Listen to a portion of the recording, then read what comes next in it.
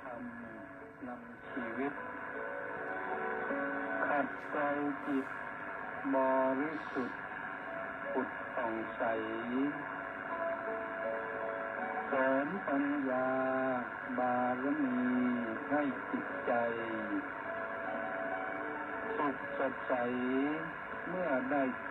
ำนำชีวารายการพุทธานุภาพจัดสรรให้คำบรรยายจากคำพีมีคุณค่าไม่ต้องค้นไม่ต้องอ่านให้เมตตาได้เวลาพร้อมเชิญเปิดรับฟังทำจบแล้วสงบจิตสักครู่สำรวจดูจิตของตนก่อนทุกครั้งจิตว่างแล้วจับหลับได้ทรงพลังสุขสมหวังท้วนทุกท่านนิรันดร์เกิน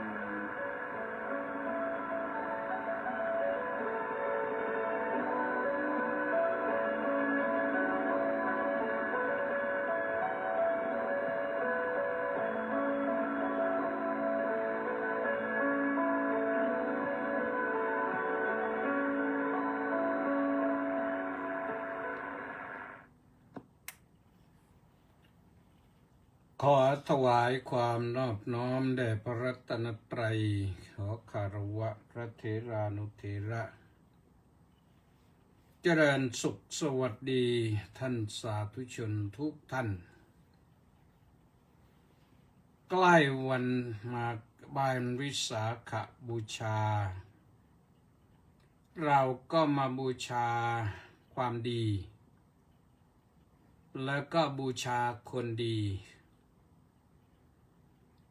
บูชาความดีก็คือบูชาพระธรรมคำสอนของพระพุทธเจ้าบูชาคนดีก็คือบูชาพระสัมมาสัมพุทธเจ้าแล้วก็พระอริยสงสาวกของพระพุทธเจ้าการบูชาคนดีบูชาความดีคือสิ่งที่ควรบูชาเพราะบูชาแล้วนำความสุขมาให้นำสิ่งที่เป็นมงคลชีวิตมาให้เพราะฉะนั้นขอเชิญชวนทุกท่านมาบูชากันเริ่มต้นก็บูชาพระพุทธเจ้าพระธรรมพระสงฆ์เสียก่อนนะอะระหังสัมมาสัมพุทโธภควาบุตถังภะคะวันตังอภิวาเดมิโสวากขาโตภควตาธัมโมธัมมังนัมมัสสามิสุปฏิปันโนภควโตสาวกสังโฆสังฆังนามามิเอาละก็อัญเชิญพระพุทธเจ้าพระธรรมพระสงฆ์มาประจำจิตประจำใจกันเป็นบุญเป็นกุศลเป็นความเป็นสิริมงคลเป็นความเจริญแก่ตนพระพุทธเจ้านั้นเป็นบุคคลสำคัญสากลของชาวโลก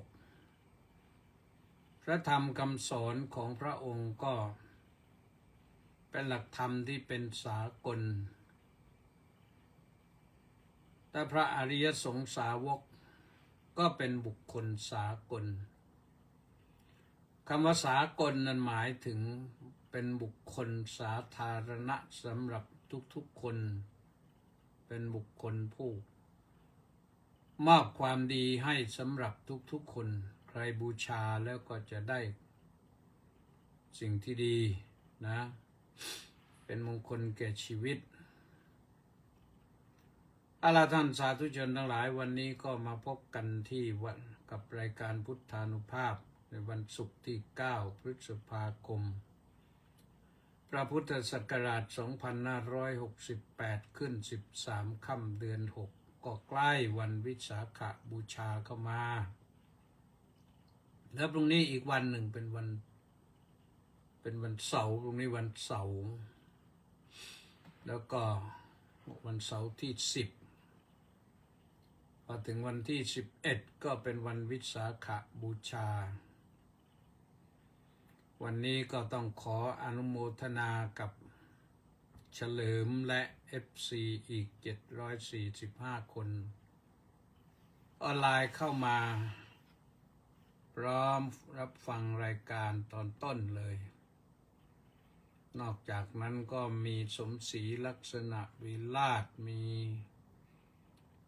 บอกว่าน้อมกราบนมัสการสาธุสาธุสาธุเจ้าข้ามณีแสงจันทร์ก็บอกว่าน้อมกราบนมัสการสาธุสาธุสาธุเจ้าข้าสุขุมวงศ์ก็มาจากโน้นเวอร์จิเนียนนสหรัฐอเมริกาบอกว่าน้อมกราบถวายความเคารพพระเดชพระคุณเป็นอย่างสูงครับผมสาธุครับประสานเรืองดิตก็มาจากประเทศนครศรีธรรมราชบอกว่ากราบนมัสการครับสาธุสาธุสาธุสาธุท่านนะ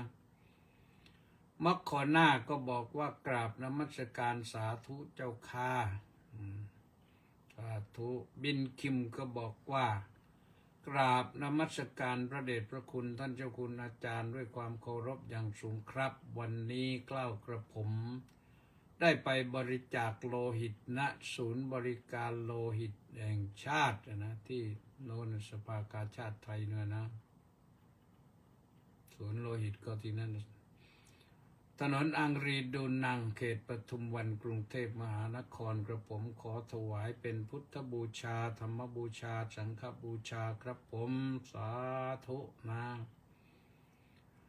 สุพรรณีวันดีก็บอกว่าสาธุสาธุสาธุสาธุเช่นกันเล็กวังบุรพานุกูลแก้วสุขก็บอกว่ากราบสาธุครับสาธุการนิษฐาหอมตะโกสาธุค่ะพระอาจารย์หายไปหลายวันเลยนะมาแล้วสาธุพระมหาฉลองสุจิตโตบอกว่าสาธุสาธุสาธุไม่พูดอะไรมากสาธุจัดชัยสารก็บอกว่ากราบนมัสการครับท่านเจ้าคุณอาจารย์กันสาธุเกษราพรหมมาศก็บอกว่าขอกราบด้วยความเคารพเจ้าค่ะท่านสาธุสิทธิพงศ์ปรัชญาบอกว่าสาธุสาธุสาธุครับท่านเจ้าคุณอาจารย์สาธุแม่ชีสมใจบอกว่าสาธุสาธุสาธุเจ้าค่ะสาธุคำรณแย้มเยือนก็บอกว่าน้อมกราบตักยามเช้ากราบเท้ายามเย็นจากฟลอริดาขอรับเสียงชัดภาพชัดมากๆขอรับเวลาตอนนี้10:13 นาทีเช้านะครับผมสาธุครับแล้วก็ประพัฒสอนสมพัฒน์กราบนมัสการท่านพระอาจารย์เจ้าค่ะแปะนันทิการก็บอกว่าน้อมกราบนมัสการสาธุสาธุสาธุเจ้าค่ะสาธุทั้ง2-3ท่านนะอ่านเบื้องต้นก่อนให้ได้สบายใจกันนะก็ เนื่องจากว่าวันนี้ก็ใกล้วันวิสาขบูชานี่นะก็จะยกเอาเรื่องที่สำคัญแล้วเรามาทำสักการะบูชากันโดยเฉพาะอย่างยิ่งบูชาพระพุทธเจ้านี่พ ระพุทธเจ้านั้น บำเพ็ญบารมีมาสีอสงไขยกับแสนมหากัปแล้วก็ได้มาอุบัติเป็นเจ้าชายสิทธัตถะเมื่อวันขึ้น15 ค่ำเดือน 6ก่อนพุทธศักราช80 ปีคือก่อนพศ80 ปีแต่นับพศตอนนี้ก็2568ก็เอา80 บวกเข้าไปก็จะได้พระชนมายุครบตั้งแต่วันประสูตินะในวันประสูตินั้นพระองค์ก็เปล่งพระวาจาว่าอักโกหมัสสมิโลกัสสะเศรษโธหมัสสมิโลกัสสะเชษโธหมัสสมิโลกะอายะมันติมาชาตินัตถิดานิปุณพโวแปลว่าเราเป็นผู้ประเสริฐแล้วในโลกเราเป็นผู้เลิศแล้วในโลกเราเป็นผู้ประเสริฐที่สุดแล้วในโลกเราเป็นผู้เจริญที่สุดแล้วในโลกชาตินี้เป็นชาติสุดท้ายของเราพบใหม่ไม่มีแก่เราแล้วก็จบแค่นั้นนะจากนั้นก็พูดไม่ได้อันนี้ท่านบอกไว้ในมหาประธานสูตรนะพระไตรปิฎกเล่ม10สูตรที่1นะใครสงสัยก็ไปอ่านดูนะในมหาประธานสูตรแรกเลยบอกว่าพระองค์อุบัติมานั้นก็ตรัสพระวาจาได้อย่างนี้แล้วก็จบแล้วก็ไม่มีตรัสที่อื่นอีกนะแต่เรื่องเล่าต่อมาก็มีเรื่องเล่าว่าพระองค์ไปอย่างนั้นก็เพราะพระองค์มีพระสติสัมปชัญญะอย่างสมบูรณ์ดีก็เลยได้ฟังนะไม่ใช่ว่าใครมาพูดเอาก็ได้นี่พระพุทธเจ้าตรัสไว้แล้วก่อนที่จะตรัสพระวาจานี้นั้นดำเนินไปได้7 ก้าวออกจากพระคันพระมารดาดำเนินไปได้7 ก้าวพอหยุดปั๊บมือ1ชี้ขึ้นฟ้ามือ1ชี้ลงดินบอกว่าเราเป็นผู้เลิศที่สุดแล้วในโลกเราเป็นผู้ประเสริฐที่สุดแล้วในโลกเราเป็นผู้เจริญที่สุดแล้วในโลกก็สิ่งที่เพียรพยายามมานั้นมาถึงชาตินี้นั้นเป็นชาติสุดท้ายก็เลยเปล่งพระวาจาอย่างนั้น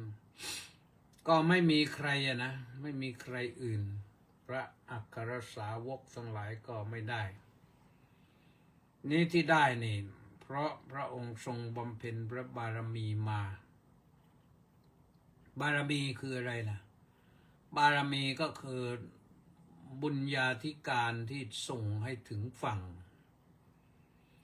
บารมีที่ทรงบำเพ็ญก็คือ10 อย่างเขาเรียกว่าทศบารมีทศบารมีก็คือบารมี10 ทัศนั่นแหละดานังสีลังบริดานังสีลังจเนคัมมังปัญญาวิริยขันติจาสัจจาทิฏฐานเมตตาจาอุเปกขาดัสบารมีเนี่ยดัสบารมีเนี่ยทานบารมีศีลบารมีเนคขมะบารมี3เลยนะปัญญาบารมีวิริยะบารมีขันติบารมีเป็น6แล้วสัจจะบารมีอธิษฐานบารมีเมตตาบารมีและอุเบกขาบารมีอีก4เป็น10นะบารมี10นี้เรียกว่าทศบารมีพระองค์ทรงบำเพ็ญอย่างยิ่งยวดเพราะฉะนั้นพระองค์จึงเมื่ออุบัติขึ้นก็ดำเนินไปได้7 ก้าวด้วยพระบารมีนี้ไปก้าวที่8ไม่ได้นะก้าวที่8ก็คงจะล้มแผลเช่นเดียวกันตรัสว่าอักโกหมัสสมิโลกัสสะเป็นต้นนั้น ก็อย่างอื่นก็ว่าไม่ได้ ได้แค่นั้นแล้วก็จบ เป็นการแสดงให้ข้าราชบริพารในสมัยนั้นได้รู้ว่านี่คือ ผู้วิเศษไม่ใช่ธรรมดา แล้วพระองค์ก็เป็นผู้เลิศจริงๆ เป็นผู้ประเสริฐจริงๆ เป็นผู้เจริญที่สุดจริงๆ ทั้งพระบรกายทั้งพระไทยทั้งกายทั้งจิตใจนี่เลิศจริงๆ ประเสริฐจริงๆ เจริญจริงๆแล้วบอกว่าชาตินี้เป็นชาติสุดท้ายของเราก็ชาติสุดท้ายจริงๆ ไม่มีภพก็คือไม่มีกรรมที่ให้ไปสร้างภพสร้างชาติใหม่จบกันตรงนี้ แล้วก็ทรงแสดงธรรมเพื่อความสิ้นสุดทุกข์แสดงไปถึงเรื่องของอนิจจังทุกขังอนัตตาของเบญจขันธ์เบญจขันธ์ก็คือรูปขันธ์เวทนาขันธ์สัญญาขันธ์สังขารขันธ์วิญญาณขันธ์ห้าขันธ์นี่รูปขันธ์ก็คือกองร่างกายเวทนาขันธ์ก็คือกองของความรู้สึกว่าสุขว่าทุกข์เป็นต้นสัญญาขันธ์ก็กองแห่งความจำดีจำร้ายจำชั่วจำถูกจำผิดเนี่ยสังขารขันธ์ก็คือกองแห่งอารมณ์ปรุงแต่งจิตให้เป็นไปต่างๆให้คิดดีคิดชั่วให้จิตเศร้าหมองจิตผ่องใสแล้วก็วิญญาณขันธ์ก็คือกองแห่งความรู้ที่เกิดทางตาหูจมูกลิ้นกายใจแล้วก็ความวิญญาณนี้ก็รู้แล้วก็สั่งสมไว้ไปเกิดในภพใหม่ถ้ายังไม่สิ้นสุดภพก็ต้องไปเกิดใหม่ก็ติดไป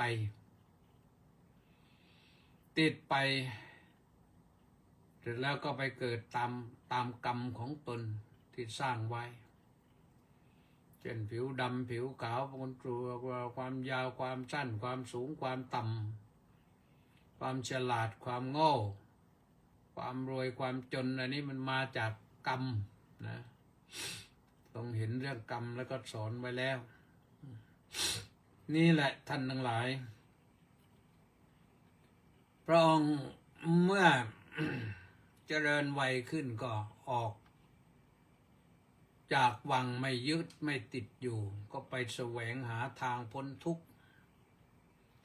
ก็ได้ก่อนจะได้พบทางพ้นทุกข์นั่นก็ต้องพลีชีพต้องเอาชีวิตเป็นเดิมพัน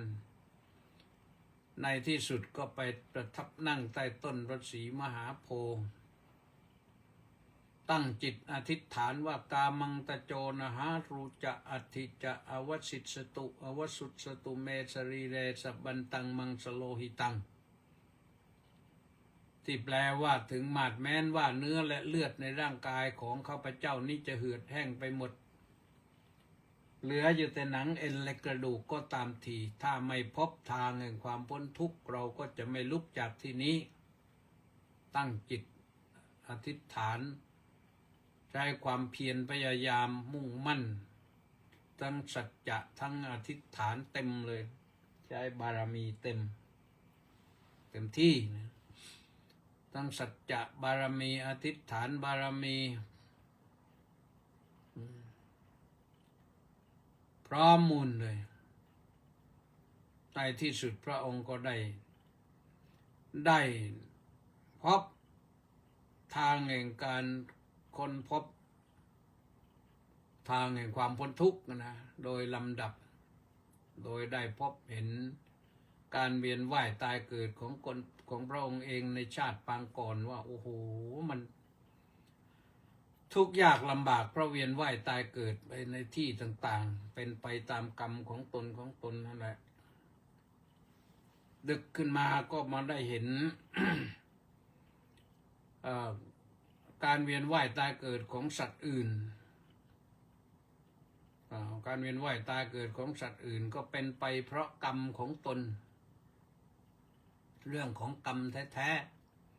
ๆกรรมส่งไปเกิดที่นั่นที่นี่ที่โน้นวนเวียนอยู่ไม่รู้กี่10กี่ร้อยครั้งจึงได้มาเกิดเป็นมนุษย์สักครั้งหนึ่งเพราะฉะนั้นพระองค์จึงตรัสไว้ว่ากิจโชมนุษย์สัปติลาโภการได้ความเป็นมนุษย์นี่มันยากมากๆเช่นเดียวกันแหละกิจโชบุทธานมุตปาโดการอุบัติขึ้นของพระพุทธเจ้านี่มันยากกว่าการได้เป็นมนุษย์อีกนะพระองค์เองก็ได้เป็นมนุษย์มาไม่รู้กี่ครั้งแต่ไม่ได้เป็นพระพุทธเจ้าจนมาประชาติสุดท้ายนี่แหละได้เป็นพระพุทธเจ้าเนี่ยทำลายคำว่ากิจโชวุฒานมุปปาโดลงไปได้เพราะพระองค์ได้แล้วส่วนเราท่านทั้งหลายนี่ยังกิจโชมนุษย์สัปติลาโภการได้ความเป็นมนุษย์นี่มันยากเกิดมาเป็นมนุษย์แล้วมาสร้างบาปสร้างเวรสร้างกรรมไม่รู้ตายจากมนุษย์นี้แล้วไม่รู้ไปเกิดเป็นอะไรที่ไหนเมื่อไรอย่างไรอีกไปต้องไปเวียนอยู่กี่ภพกี่ชาติถึงจะได้กลับมาเป็นมนุษย์อีกกรรมมันส่งไปเพราะฉะนั้นก็นี่พระองค์ทรงเห็นแล้วนะพระองค์จึงตั้งพระทัยแน่วแน่ตั้งจิตอธิษฐานนะตั้งแต่นอนแหละเอาบารมีทั้ง10มายืนยันนะถึงแม้นว่าเนื้อและเลือดในร่างกายของข้าพเจ้านี้จะเหือดแห้งไปหมดเหลืออยู่แต่หนังเอ็นและกระดูกก็ตามทีถ้าไม่พบทางแห่งความพ้นทุกข์เราจะไม่ลุกจากที่นี้ตายเป็นตายไม่ได้ไม่ลุกต้องยอมตายนะยอมพลีชีพนะคือมีสัจจะมีอธิษฐานอย่างจริงจังพอมีสัจจะมีอธิษฐานอย่างจริงจังอย่างนั้นพระองค์จึงได้สิ่งที่ปรารถนาอันนี้เราท่านทั้งหลายก็ทำอะไรทำให้จริงนะก็ได้นะโบราณบัณฑิตของเราก็กล่าวไว้ว่าทำอะไรทำให้จริงสักสิ่งเดียวแต่ให้เชี่ยวชาญเถิดจะเกิดผล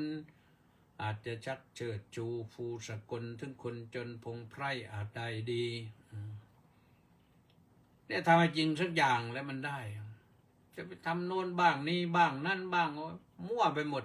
เอาดีไม่ได้สักอย่างเพราะฉะนั้นเราถ้าอยากจะดีอยากจะเด่นก็ทำอะไรให้มันจริงสักอย่างอย่างเราปฏิบัติธรรมเนี่ยเชื่อในพระคำสอนของพระพุทธเจ้าแล้วเนี่ยทำให้มันจริงรักษาศีลก็รักษาให้มันจริงภาวนาก็ภาวนาให้มันจริงการให้ทานก็ให้ทานให้มันจริงๆอย่าให้มันโลเลฝึกสมาธิก็ฝึกให้มันจริงเจริญวิปัสสนาก็เอาไว้จริงเราก็จะเห็นความจริงผลที่เราทำจริงมันจะปรากฏแก่เราคนอื่นเห็นไม่เห็นเราเห็นคนอื่นรู้ไม่รู้เรารู้เพราะการปฏิบัติตามแนวคำสอนของพระพุทธเจ้านั้นปัจจตังเวทิตัพโพวินยูหิผู้ที่ปฏิบัติแล้วเข้าใจแล้วรู้แล้วนะก็รู้ได้เฉพาะตนคนที่มาบอกมาเล่านี่เล่าตามจากทฤษฎีจากบทเรียนมาเล่าให้ฟังมาบอกให้ฟังว่าพระพุทธเจ้าตรัสไว้อย่างนั้นส่วนจะรู้ผลจริงๆนั้นต้องปฏิบัติเองอย่าง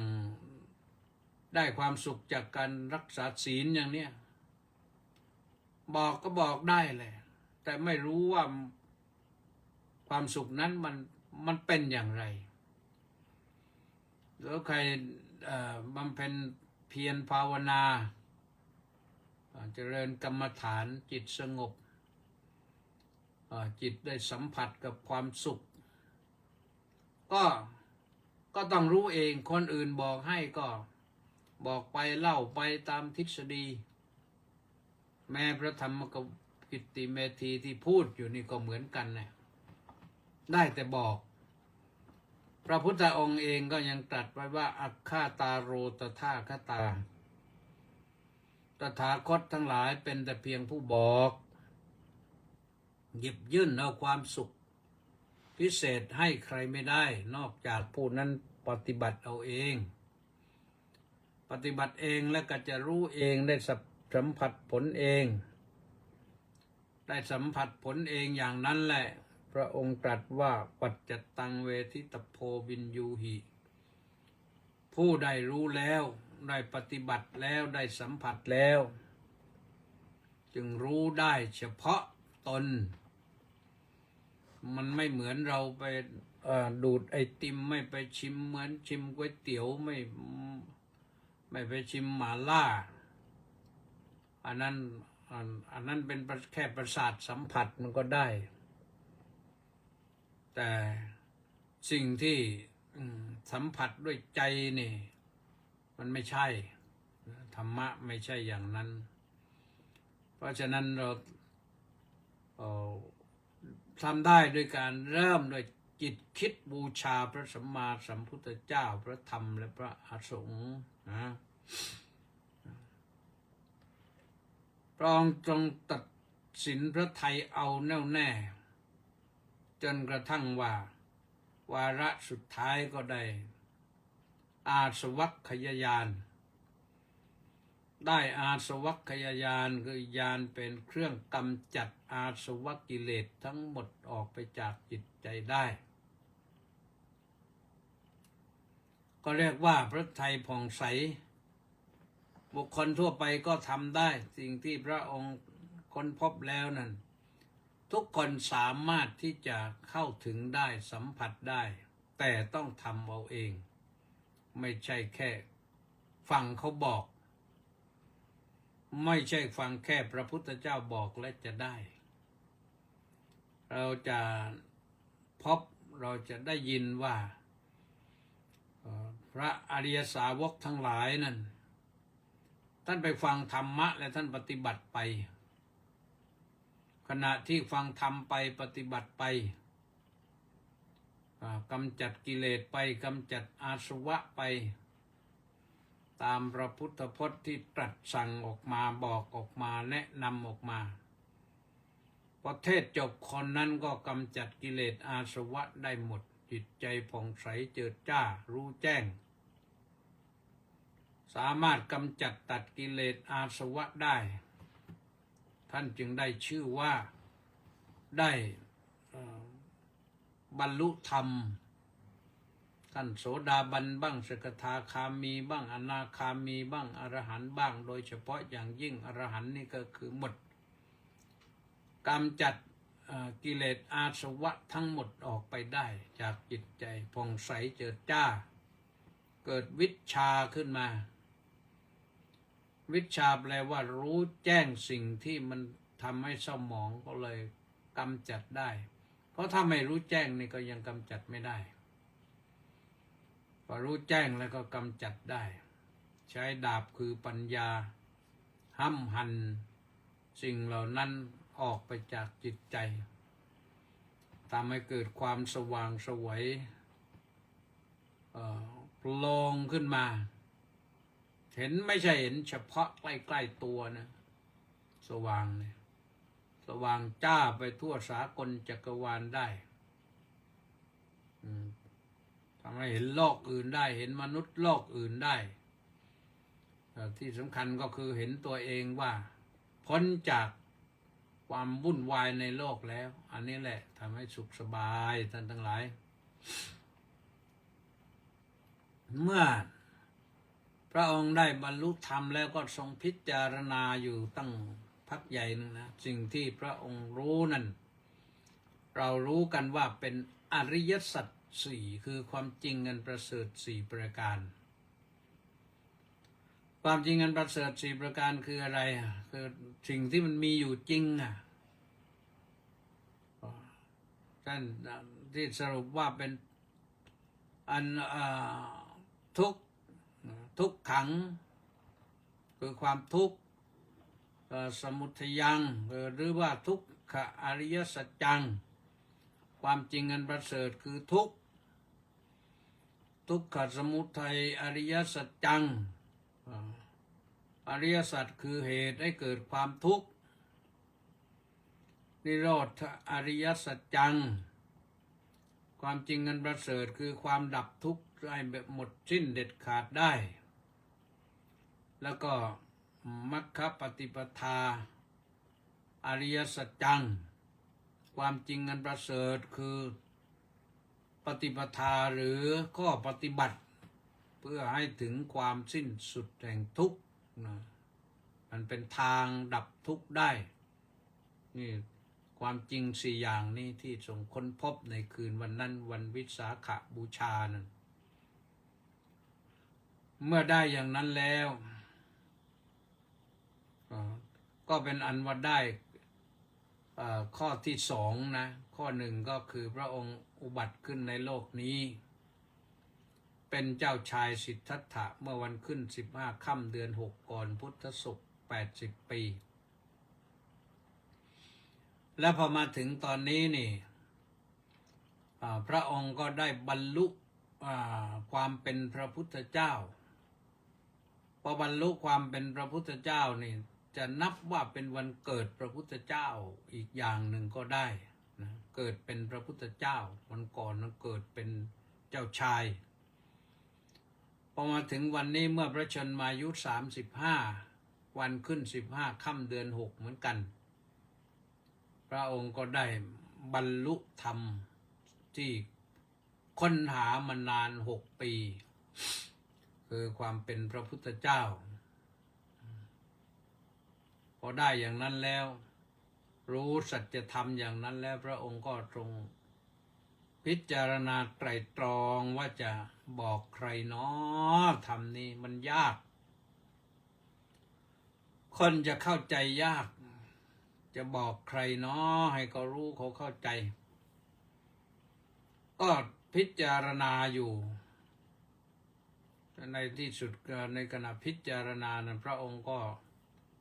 เสวยวิมุตติสุขอยู่แถวนั้นแหละใต้ต้นพระศรีมหาโพธิ์ก็7 วันที่อนิมมิสเจดีย์ไปประทับยืนเพ่งดูต้นพระศรีมหาโพธิ์นั้นอยู่7 วันเสด็จกลับเข้าไปใกล้ๆจงกรมเดินไปมาเนี่ย7 วันจากนั้นก็เสด็จออกห่างไปหน่อยหนึ่งไปที่รัตนคระเจดีย์ทรงพิจารณาเรื่องปัฏฐานเรื่องปฏิจจสมุปบาทอีก7 วัน7 วันแล้วนอนออกไปอชปาลนิโครธที่ต้นไทรนึงก็ไปพิจารณาอยู่อีก7 วันจากอชปาลนิโครธแล้วก็ไปสมุจลินก็ไปประทับนั่งอยู่7 วันเกิดฝนหนักพอสมควรพญานาคต้องมาแผ่พังพานพิทักษ์ปกป้องต่อจากนั้นก็เสด็จย้อนกลับไปใกล้ๆต้นพระศรีมหาโพธิ์ที่เรียกว่าราชายตนะนะราชายตนะนั้นอยู่ใกล้องค์พระเจดีย์ปัจจุบันก็7 วันพบตรงนั้นแหละพอได้เจอกับตปุตสะพัลลิกะ2 อุบาสกพูดถึงสรณะ2คือพุทธสรณะกับธรรมสรณะหรือพุทธรัตนะธรรมรัตนะแต่ยังไม่มีสังฆรัตนะยังไม่มีใครขอบวชท่านเหล่านั้นในทางพม่าเขายืนยันเป็นมั่นเป็นเหมาะว่าเป็นอุบาสกชาวพม่าไปขายสินค้าไปเฝ้าได้เข้าเฝ้าพระพุทธเจ้าแล้วก็ไม่มีพระพุทธองค์สอนแล้วก็เขาได้ดวงตาเห็นธรรมแล้วก็ไม่มีอะไรเป็นที่ระลึกพระองค์ทรงสอนพระเกศาให้คนละเส้นจะเส้นหรือกี่เส้นไม่รู้แล้วก็ตำนานพม่าก็เขาเล่าว่า ท่านตปุตสะปัลลิกะเนี่ยก็เอามาสร้างเจดีย์ไว้ที่ชเวดากองหนึ่งแล้วก็ใกล้ๆชเวดากองอีกหนึ่งต่อจากนั้นไปพระองค์ก็ตัดสินพระไทยสอนธรรมแต่จะสอนแก่ใครดีโอ้มันยากนะยากมากๆในที่สุดก็ทรงนึกถึงผู้ร่วมปฏิบัติธรรมคือปัญจวัคคีย์ซึ่งท่านเหล่านั้นก็เห็นพระพุทธเจ้าเปลี่ยนวิธีการบำเพ็ญเพียรไปแสวงหาพระกยาหารเสวยเพื่อให้ร่างกายมีกำลังก็คิดว่าหมดหนทางแล้วก็เลยพากันอพยพไปอยู่พาราณสีนั่น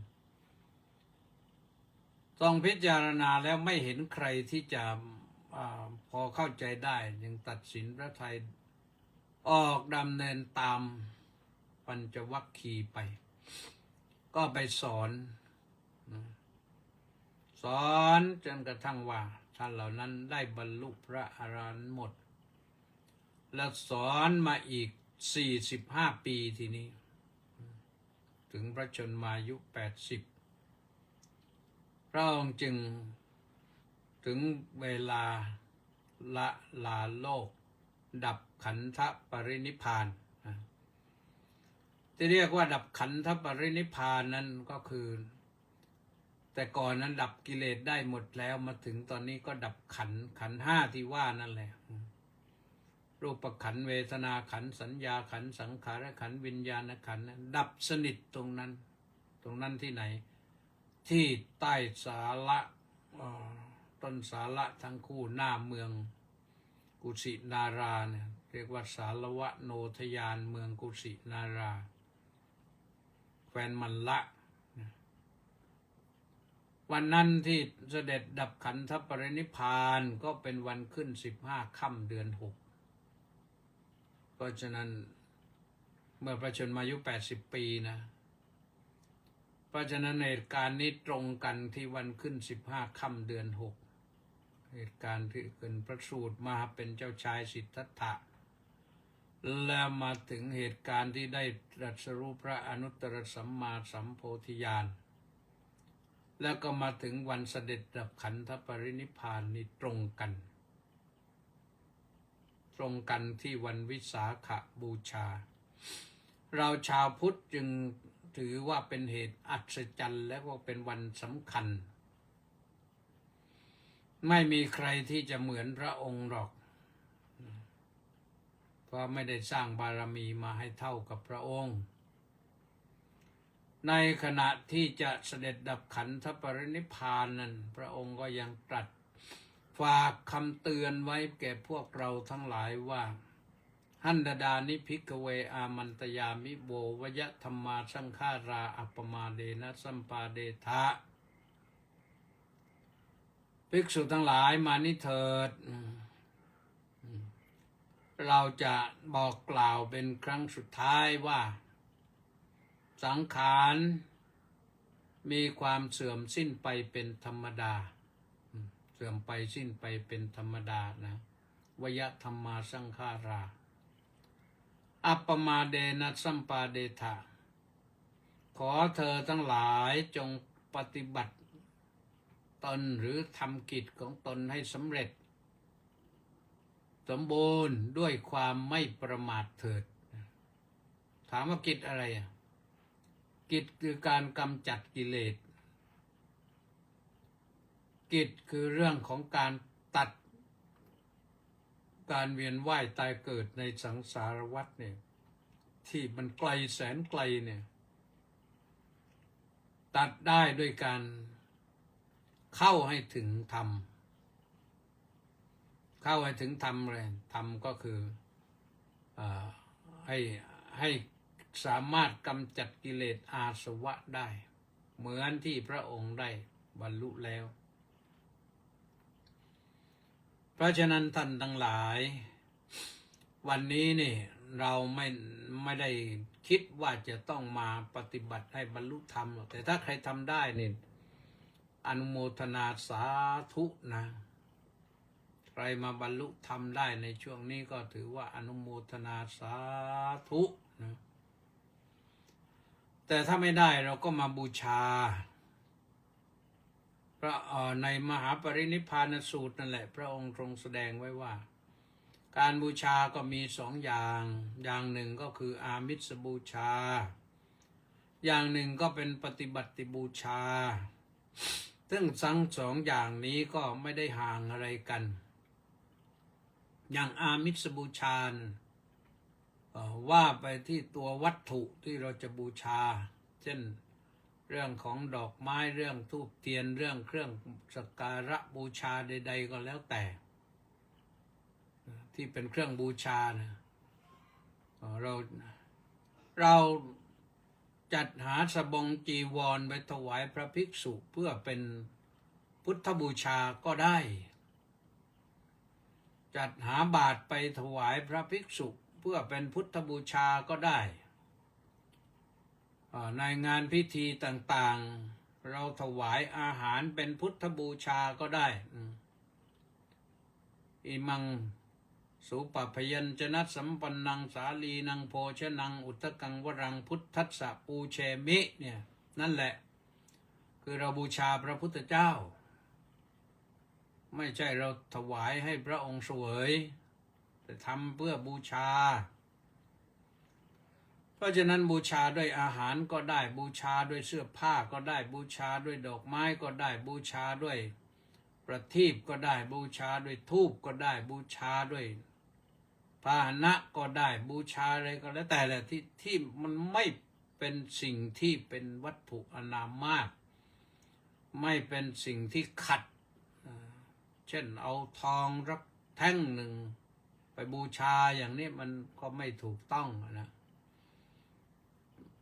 ทองเป็นวัตถุอนามมาตแม้แต่การสลึงสองสลึงก็เป็นวัตถุอนามมาตแปลว่าสิ่งที่ไม่ควรจับต้องพระสงฆ์ไม่ควรจับต้อง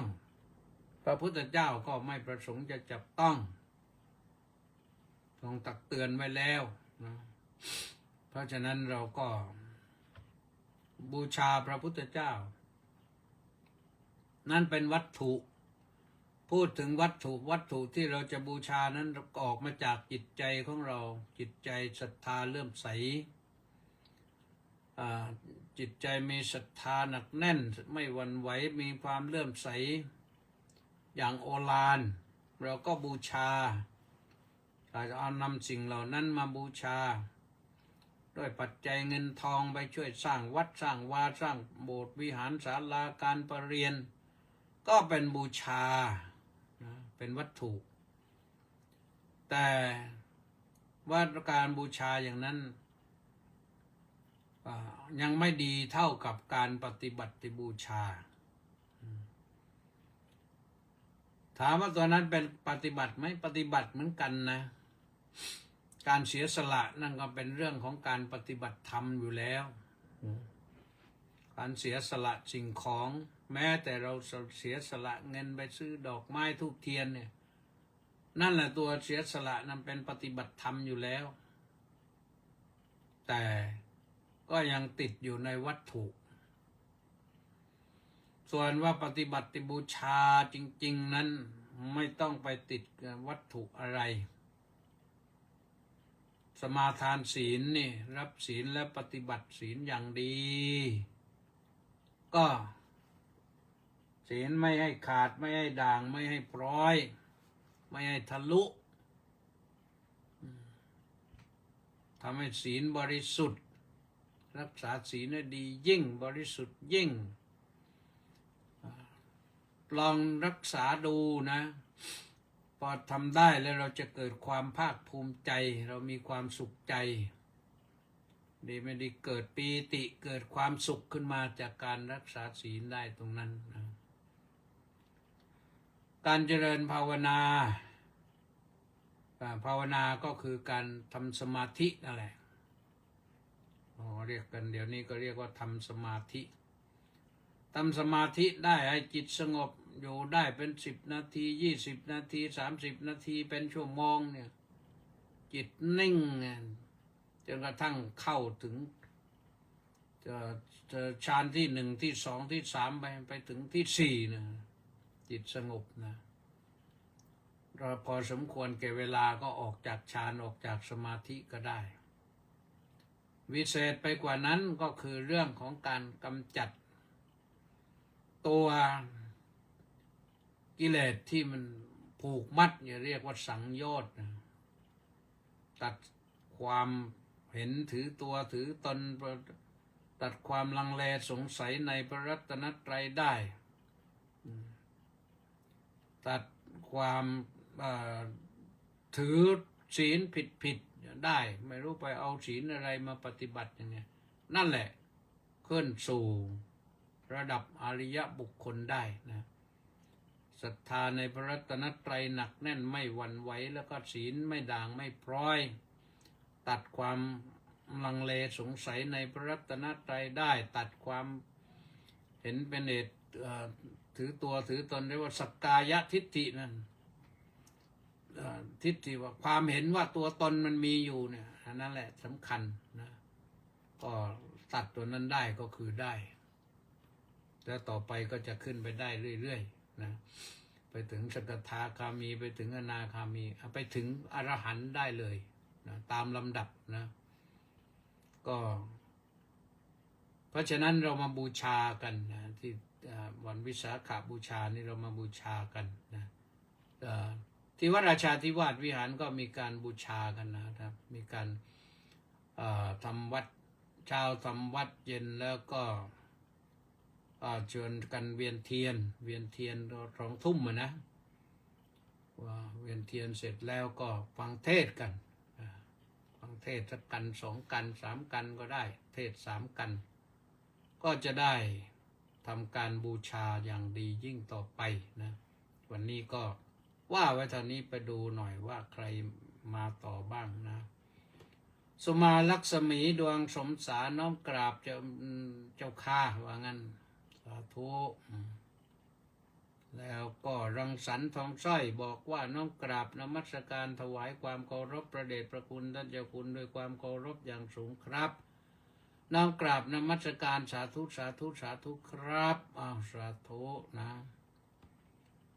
เมลอยปอบัวเงินสงขลาสาธุคำรณเยี่ยมเยือนว่าไงบ้างครับคำรณเยี่ยมเยือนไม่ว่าอะไรก็สาธุนะลีลาวดีดอกสร้อยบอกว่าน้อมกราบนมัสการด้วยความเคารพอย่างสูงเจ้าค่ะสาธุสาธุสาธุสาธุนะวีรวิทย์รักขังทองบอกว่ากราบนมัสการพระอาจารย์สาธุสาธุสาธุสาธุเช่นกันรัชนีเกษมสันท่านหญิงกราบนมัสการสาธุสาธุสาธุว่างั้นสาธุสุวินรักษัตริย์ท่านรองศาสตราจารย์ดร.สุวินก็บอกว่ากราบนมัสการครับสาธุธนวัฒน์ศรีสิริวัฒน์ท่านผู้ช่วยศาสตราจารย์ดร.ธนวัฒน์ศรีสิริวัฒน์บอกว่าสาธุน้อมกราบนมัสการครับมาสาธุมีอีกไหมธนาสอนคุ้มจอหอสาธุสาธุสาธุว่างั้นสาธุมีอีกไหมมีแค่นั้นจะมาจบที่ธนาสอนคุ้มจอหอนะก็ถือว่าได้ทำหน้าที่พรุ่งนี้ต้องออกจากวัดราชาแต่เช้านะไปงานพระราชทานเพลิงศพท่านพระครูนิพิษสมาจารย์วัดมัชชิมาวาสหรือวัดกลางสงขลาก็ต้องบินไปแต่เช้าทราบข่าวว่าพระเดชพระคุณพระพรหมวชิรากรไปด้วยก็จะไปไฟล์เดียวกันหรือเปล่าก็ไม่รู้นะแต่ไปแน่ทีแรกนั้นเขานิมนต์ไปเทศแต่ทราบข่าวว่าหลวงพ่อพรหมวชิรากรไปก็คงจะนิมนต์เทศก็ให้ไปทำหน้าที่อย่างอื่นก็ได้ก็ปกติก็เป็นท่านเป็นพระเถระที่รู้จักมักคุ้นเคารพนับถือกันอยู่แล้ว อายุมากมรณภาพไปโดยสมควรแก่วัยนะเป็นอายุขโยแล้วแหละหมดอายุนะจะ80เท่าไหร่ไม่แน่ใจนะก็เอากันว่าพรุ่งนี้ไปเช้าเย็นก็บินกลับมาก็ไปเช้าเย็นกลับก็สบายนี่บุญโชคเวชสุวรรณประสิทธิ์บอกว่าส่งสติกเกอร์มาสาธุนะก็ธรรมดานะไปกลับตอนนี้ก็เริ่มฉีบจรลงเท้าต้องไปปักใต้บ่อยก็จำเป็นต้องไปเมื่อไปก็ต้องไปนะมีงานก็ต้องไปรับตำแหน่งเจ้าคณะภาคในวันนี้มีหน้าที่ปฏิบัติเป็นเจ้าคณะภาค17-18นะวันแรกเนี่ยที่มีอำนาจเต็มวันแรกแต่ยังไม่ได้ปฏิบัติหรอกวันแรกวันนี้ก็ตามพระบัญชานั้นให้ปฏิบัติหน้าที่ตั้งแต่วันนี้แต่เนื่องจากว่าวันนี้ก็ไปทำศาสนกิจที่วัดพระยายังสวดพระพุทธมนต์งานทำบุญอุทิศอดีตเจ้าอาวาสและบุรพาจารย์เสร็จแล้วก็ต่อไปเยี่ยมหลานหน่อยหนึ่งหลานก็มอเตอร์ไซค์กินแข้งเนี่ยนอนอยู่โรงพยาบาลราชวิถีนั่นก็เสร็จแล้วก็กลับวัดนะนี่ยังมีจันทภาดีรัศมีบอกว่าน้อมกราบนมัสการสาธุค่ะสาธุนะเรื่องของสุขภาพนะเรื่องความสิ้นชีวิตนั้นอายุขยหมดอายุ2ปุญญัคขโยหมดบุญ3อุพยัคขโยหมดทั้งอายุทั้งบุญก็ต้องไปนะนี่เวรนุชพรหมจักรมาจากเมืองเลยนุ่นสาธุว่างั้นอนุโมทนาสาธุนะนานๆจะโผล่มาสักทีนะเมื่อก่อนก็ประจำอยู่ตอนหลังก็คงจะมีภารกิจเยอะมันก็จะได้ฟังเท่าไหร่ก็เอาละว่างเมื่อไหร่ก็มาฟังนะแต่จะฟังตอนหลังก็ได้นี่ท่านที่ฟังแล้วก็แชร์บ้างก็ได้กดไลค์กดแชร์กด Subscribe กันติดตามก็ได้นะมกหน้าบอกว่าส่งรูปแล้วอนุโมทนาสาธุนะเอาละท่านสาธุชนทั้งหลายวันนี้ก็มีเวลาอยู่เท่านี้พรุ่งนี้ก็ค่อยมาว่ากันใหม่ถ้าไม่ขัดข้องด้วยประการใดๆนะวันนี้ขออำนวยอวยพรให้ทุกท่านมีความสุขกายสบายใจคิดประสงค์สิ่งใดที่เป็นไปโดยชอบประกอบด้วยธรรมอยู่ในทำนองครองธรรมแล้วจงประสบผลสำเร็จในสิ่งนั้นๆด้วยดีจงทุกประการมีสุขภาพพลานามัยสมบูรณ์ทุกประการทุกท่านทุกคนเถิดขอเจริญพรยังมีพ่อต้องเปรมน้องทองนาราภูชื่นแสงน้อมกราบนมัสการหลวงพ่อท่านเจ้าคุณด้วยความเคารพอย่างสูงยิ่งเจ้าค่ะเอาละหมดเวลาเท่านี้สวัสดี